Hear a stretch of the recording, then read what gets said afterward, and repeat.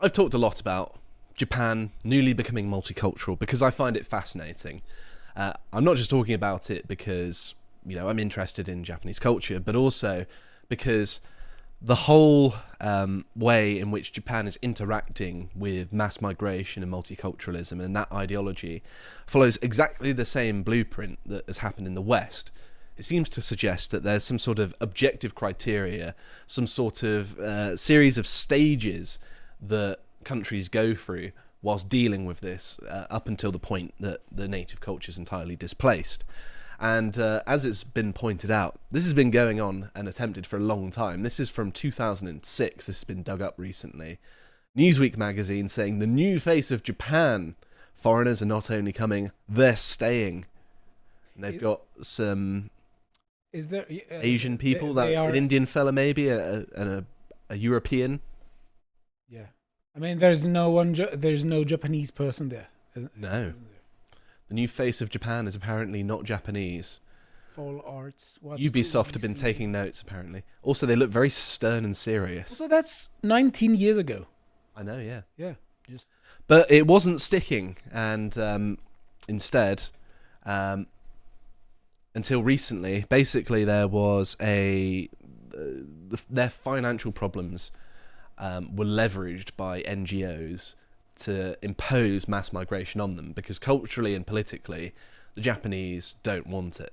Similar to Britain, right, in that at no point was the British public ever up for mass migration. It was imposed on us by globalists, basically. And also I think people need to be very explicit about this, that whenever we're voting for parties in democracies of the sort we're living in, we are voting for overall agendas. So a lot of them are just throwing back, inserting into the agenda elements that people may vote for the overall agenda, but find that particular policy particularly unpopular.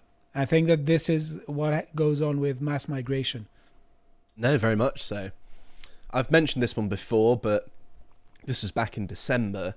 The Indian-born head of one of Japan's most famous snack brands has warned that the country must change its mindset and admit more immigrants to get the economy back to its glory of its boom years. But the problem is that they've got a massive amount of debt, so that's not going to happen, unfortunately. All of that deficit spending that the West has been doing, and Japan did as well, hasn't done us any good whatsoever.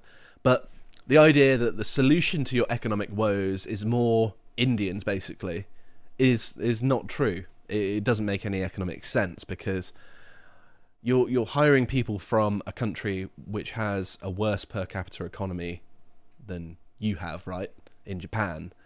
So if you're taking people from a poorer country and taking them to a richer country, is it in the flight, do they just lose the traits that make their country poor? It makes no sense. Well, I think basically it's always, there are two sides of this discussion. There's always the individual basis, because sometimes, from backgrounds of poverty, there are people who are very incentivized to go and work. Mm-hmm. And sometimes they literally want to turn their back on the cultures that don't give them economic opportunities to work there. But there's definitely the aspect that isn't talked about, that isn't discussed at all. And in fact, whenever people are pointing it out, they are being penalized, of the cultural influence, as you said, because it's not like everyone just by moving a place on the map completely sheds all their cultural influences. So at the end of the day, I don't know specifically about India, but I think that at the end of the day, the question would be, when you have migration policy, you ask its purpose, whether it's supposed to help the country, or whether, like in the West, it's supposed to be a human right. It's portrayed as a human right. And also the question of what are the cultural compatibilities and incompatibilities between host country and country from which someone migrates. And I couldn't see his countrymen getting along well with the Japanese hygiene standards, for example. I mean, Japanese toilets for an Indian will blow their mind. They're going from a hole in the ground to a toilet that speaks to you and can squirt water at you. This is just too much. It's impossible. But it's also worth mentioning as well that they've had the biggest jump in foreign workers in the year of 2024, the previous year, and this is probably the biggest jump in their entire history. And if you want to read about some of the dangers of this sort of thing in a very nice, well-designed magazine, well, you should get Islander magazine. It's only for sale for a short period of time. This is issue number 3. We've also got some merch on the store. If you want to expand your mind, to inoculate yourself against the evils of the modern world, this is the way that you do it. You buy this magazine. The way. It's a very cheap investment into your future, you see. And this is not financial advice, but also please buy our magazine. It helps us out a lot. We don't get paid for these podcast segments, and so we need your support. Thank you very much. But anyway, it's worth mentioning as well that they're getting the full works of propaganda as well. That this guy here is saying Westerners make up 0.05% of the foreign population in Japan, yet the Japanese government uses white people to push multiculturalism, despite the fact most foreigners coming in are not Westerners. Sounds familiar, doesn't it? Yes. That's what we're getting in Europe and North America to a certain extent as well. And the love of European culture from the Japanese, because they do appreciate our culture and it's very nice, and we do appreciate it, thank you. They're basically using this veneer to indoctrinate people into believing that this is the face of immigration, and it's not. And the same thing happened here as well. Exactly that same campaign. And there's also a similar thing here that they're using the human rights sort of angle to get in. And apparently, there are loads of North African LGBT refugees flooding into Japan because everyone knows North Africa is a hotbed for the alphabet people for some reason. You know, that Islamic part of the world. Yeah, especially North Africa. It's not that they're just gaming the system of human rights and lying about their sexual proclivities to get immigration status approved to Japan. That's definitely not happening. Yes. And ultimately, it boils down to an issue of people who want to push this agenda, because a lot of the times we constantly hear to people who are criminals and serial rapists who are not getting deported because they appeal to the ECHR, the European Convention of Human Rights. And the ECHR, if you actually read it, it doesn't say something weird. In Article 8, it conditions everything, non-deportation is conditional upon public security considerations. So it's just people who are giving an incredibly biased interpretation and wrong interpretation of a particular law because they literally want this policy. There are definitely people out there that will bend the rules and bend the law and stand in the way of the deportation of murderers and rapists. And there's far too many of them. I think that these people should face consequences personally. Legal ones, of course. So yes, there's that. There's also lots of videos of people on the street talking to people about immigration now. It's become a point of concern, and there are lots of people saying, I've got no problem.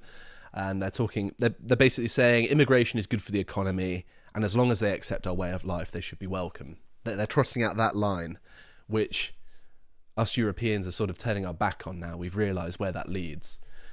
And also, accepting a way of life without qualifying what way of life that is notorious. It basically doesn't mean anything.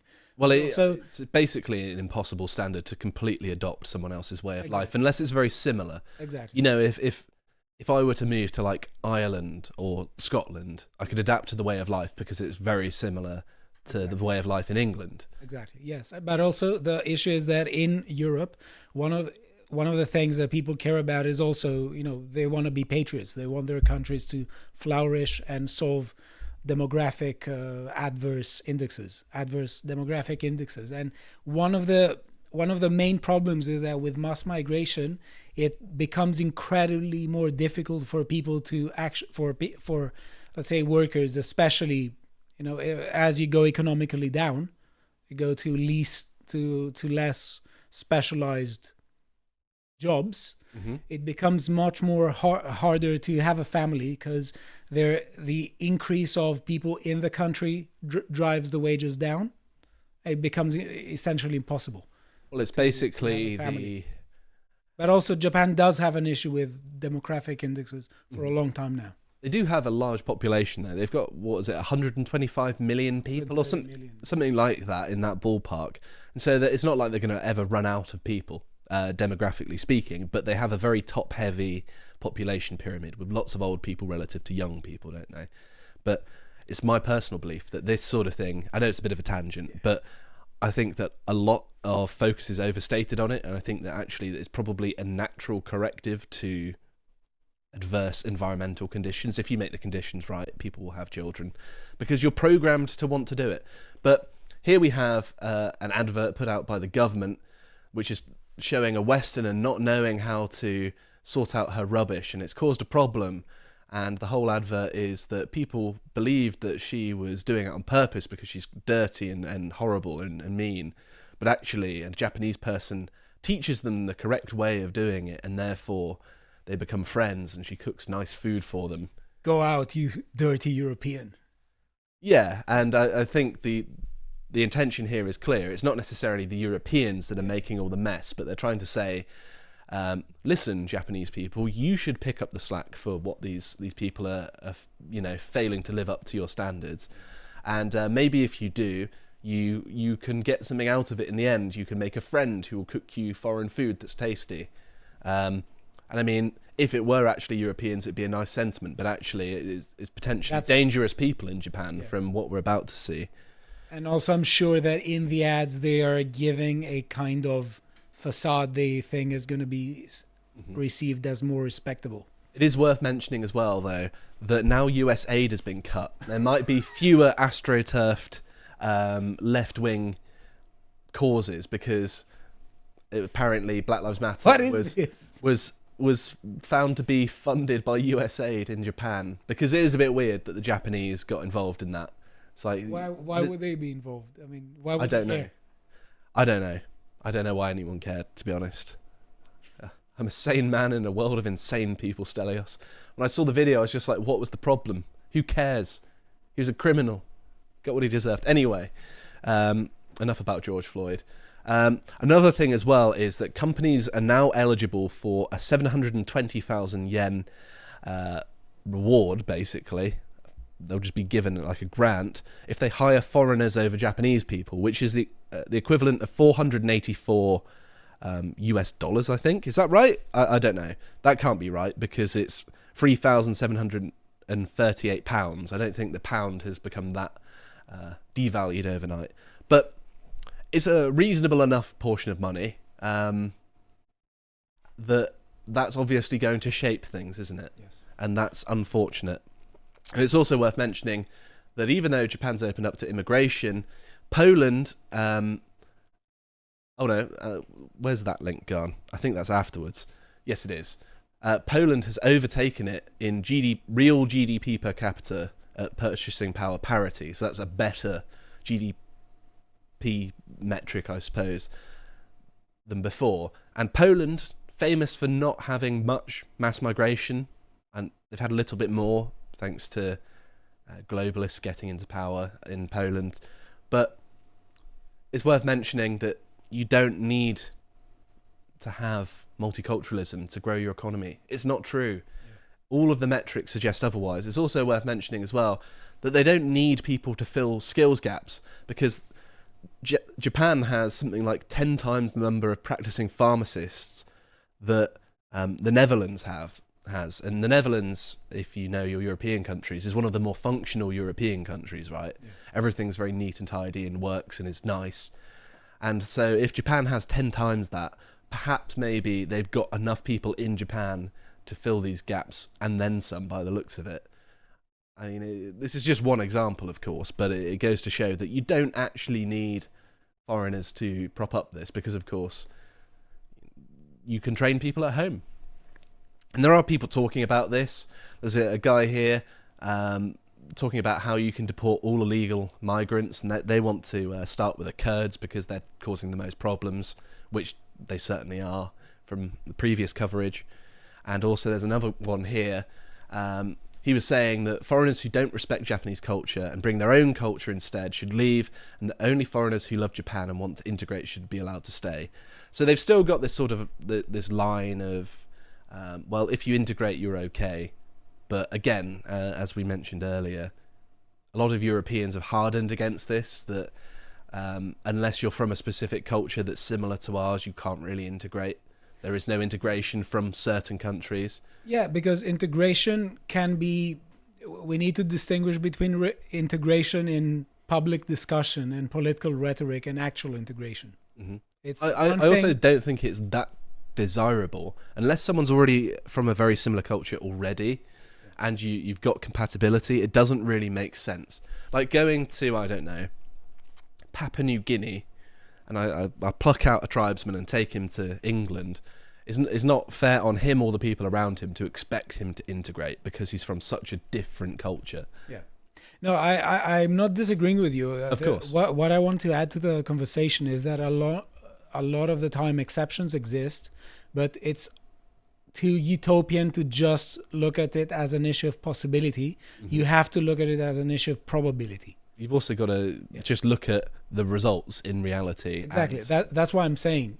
That's why I'm literally bringing back to that issue. It's when you're discussing policy, it's not an issue of looking at 2-3 success stories of people on the news if the trend is adverse. You have to look at there's a great example of this. There's a guy who was held as a model integration case of a man from the Congo that moved to Germany, and he's just like, isn't he great? He's become a baker, he's all smiley and happy, isn't he lovely? And then he what was it he did? He sexually assaulted his own mother at knife point and hospitalized her. This is the success story that people want you to believe. There are lots of examples of this. There was another one in Sweden of a kid that was held up as an integration success case, and he shot his classmate in the head. That's what happens. Of course, Japanese culture is far more inoculated against this sort of thing than usual.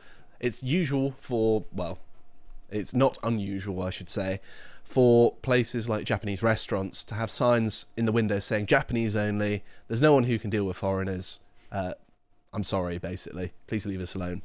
I want to go there. Well, we're foreigners, so we're not allowed, apparently.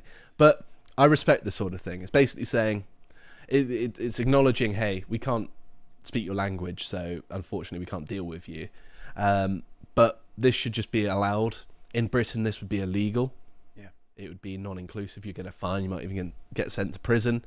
And because the culture is accepting of this sort of thing, I think there's a natural resistance that we've lost in Britain that we had previously. So it's not permanent necessarily. And also, there was a sort of horror here. This wasn't an immigration-related thing, but he's controversial because of his opinions on immigration. But a guy was slashed in the ear.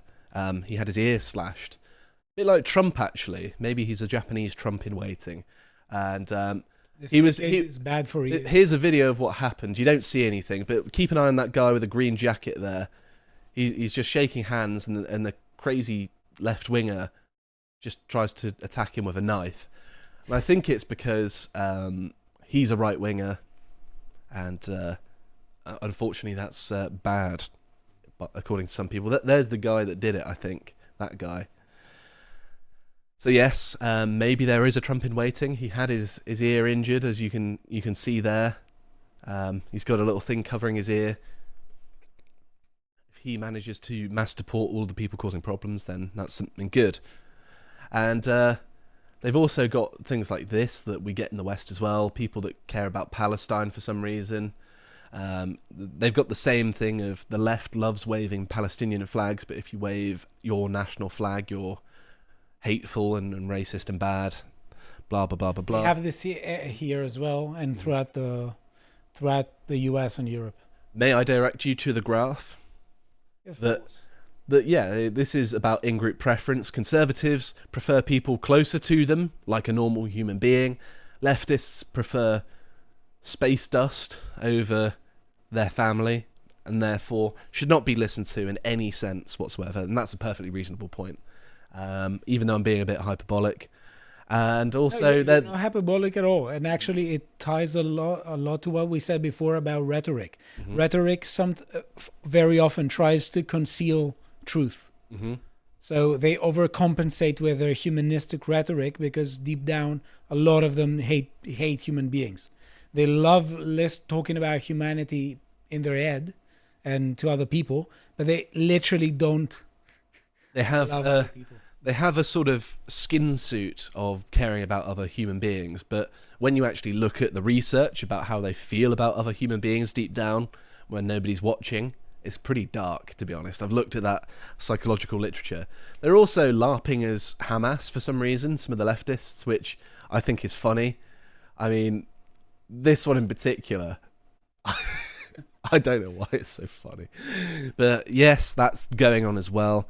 And unfortunately, they're also getting things that are similar to Europe as well. A 28-year-old woman was sexually assaulted in Japan, and apparently it was a man of Uzbek nationality.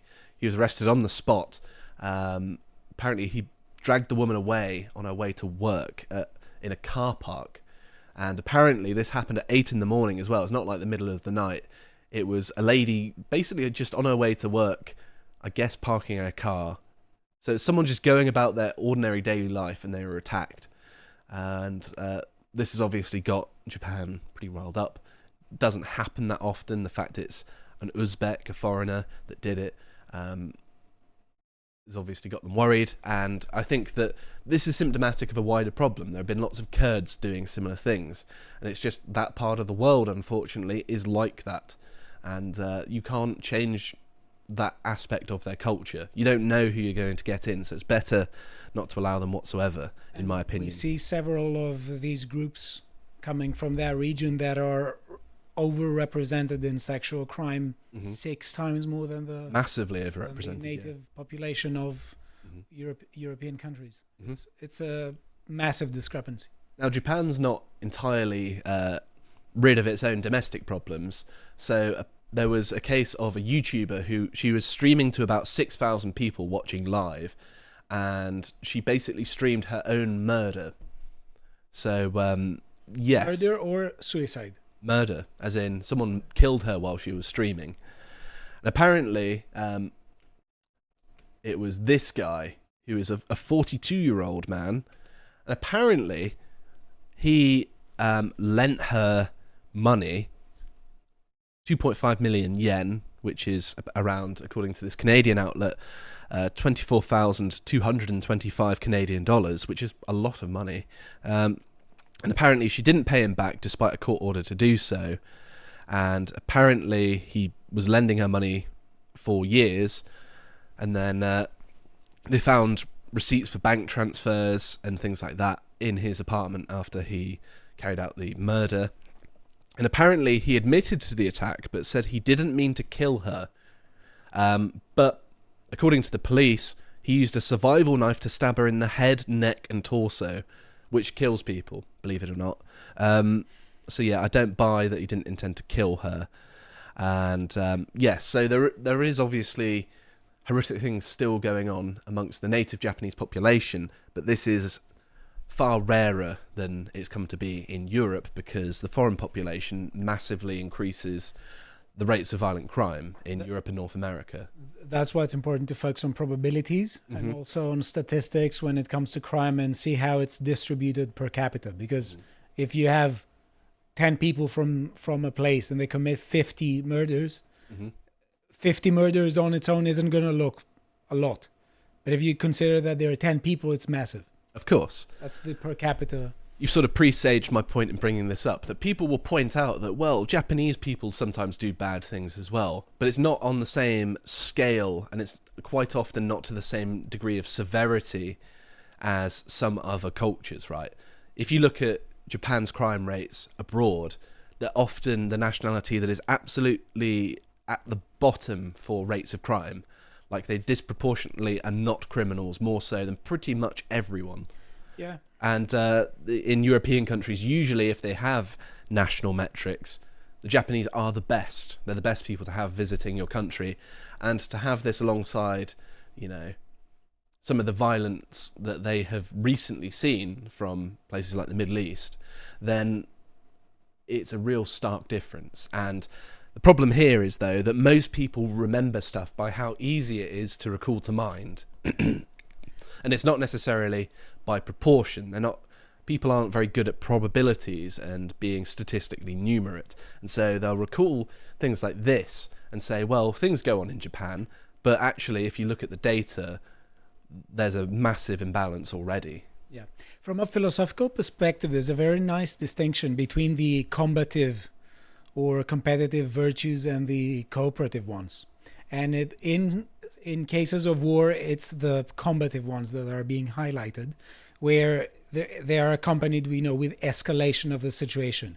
But civilization requires also the cooperative ones, and they are routinely the ones that are associated with de-escalating situation, because the more civilization goes forward, the more complex society gets, the more social conflicts there are. So there needs to be a good method for resolving these social conflicts. People who come from places where they're constantly incentivized to be combative and escalate everything and treat everything in terms of an honor killing or a dishonor, they can't function well in cases where they need to be able to de-escalate. And with people who are mainly, because they're very civilized, they're mainly told to de-escalate circumstances whenever there is a kind of conflict. There's also a bitter irony there that people who come from honor cultures usually live in conditions and in a way of life that most British people would be absolutely ashamed of, as in just a level of squalor unacceptable to our mind, and the fact that they're doing it for their honor, whatever that means. Yeah. You've got no honor. You live like an animal. But anyway, I'm going to end on something a bit more wholesome, and that is the Japanese ambassador to the UK. Today I saw a nice post of him doing a nice little latte shamrock for St. Patrick's Day today. Don't tell him that Ireland is not part of the UK, because that might be a bit unfortunate. But he did do something nice for St. David's Day as well. He put out Happy St. David's Day in Welsh there. That's more Welsh than I can ever speak. And also I noticed in Japan that they celebrate St. Patrick's Day. And I think from what I've heard, it's because a lot of the people who helped industrialise their country, although many of them were British, some of them were from Ireland. And so they sort of have almost a weird sort of foundation myth equivalent, if you will, of how the Irish have helped shape Japan, which I thought was wholesome, and they were doing some Irish dancing and playing the fiddle, which is a bit strange to see. And there's also this where they all dress up in green, and it's a bit unusual. There's an Irish flag.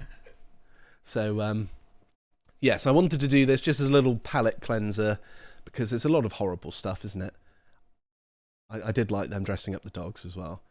Don't know about the kilts, that seemed a bit Scottish. But anyway, my point being here that things seem to be getting worse and worse in Japan, and we're seeing an escalation in the rhetoric to push immigration on people. We're seeing some of the more insidious adverse effects of it. We're seeing some of the violence that comes with the politics, and it's all following the same sort of trajectory that Europe and North America and lots of the Western world has been on. And the fact that they're doing it maybe 10 years behind us is interesting, because again, it shows that there's this formula, this step process that countries go through when they have this imposed upon them. Islander issue 3 is now available to purchase from shop.lotus.com and is the next step in the story that we are telling with this magazine. For this issue, we have collected piercing and esoteric essays from the finest right-wing minds on the theme of our civilizational winter. Each of our authors is an expert in bringing forth the most important hidden revelations from the lowest reaches of the soul, and it has all been beautifully rendered in a medievalist revivalist aesthetic. For this issue, I commissioned a new translation of the ancient Anglo-Saxon poem, The Wanderer, and have written a companion essay exploring how it is a reflection of our modern experience. I personally feel that this is the most important thing I've ever written, so I will be looking forward to your feedback on it. We have resolved our distribution issues, with the magazines being printed in advance of the orders, so we can guarantee that you will receive your copy very soon after ordering it. and you will also receive emailed updates so you can see exactly where it is. Hopefully, issue 3 can provide you with the space and context to engage in deep reflection about the nature of our circumstances, to discover hidden truths about yourself and find the resolve to make it through our spiritual exile.